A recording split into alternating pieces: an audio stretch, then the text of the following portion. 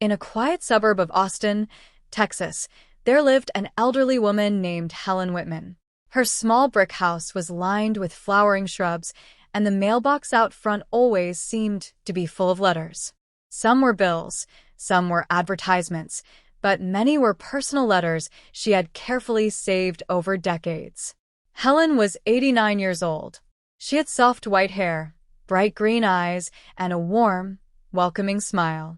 But what made her truly remarkable wasn't her appearance, it was her extraordinary habit. Helen collected letters. Not just any letters. Letters of love, hope, and connection. It had started many years ago when Helen's husband, George, went off to serve in the military. Every day, she waited eagerly for letters from him. Each envelope carried his thoughts, feelings, and love. After he returned, Helen continued the habit, collecting letters from friends, relatives, even strangers who wrote to her over time. She organized them meticulously in wooden boxes lined with velvet. Some were decades old. Some were yellowed and fragile. Each letter had a story. Each story had meaning. One afternoon, a young journalist named Olivia arrived at Helen's house. Olivia was researching a story about people who preserved history in unusual ways, and Helen's collection intrigued her.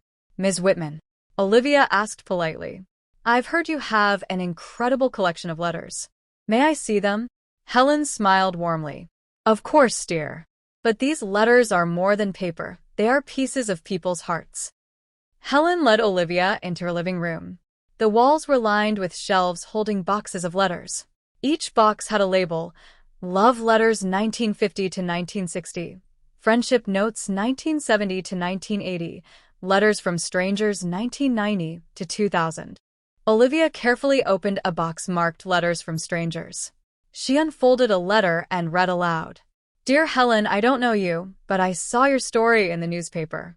I wanted to tell you that your courage inspires me. Keep believing in yourself." Helen nodded. People write for many reasons. Sometimes they need to be heard. Sometimes they just want to share a moment of hope. Olivia was fascinated. "Do you ever respond to these letters?" Helen's eyes twinkled. "Always. Even a few kind words can mean the world to someone.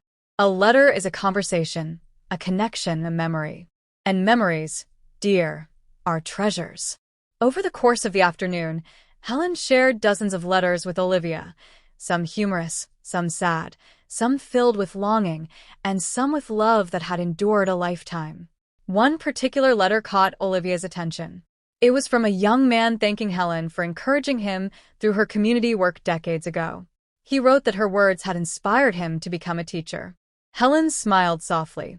"You see, these letters aren't just about me. They are about the impact we have on others, even when we don't realize it."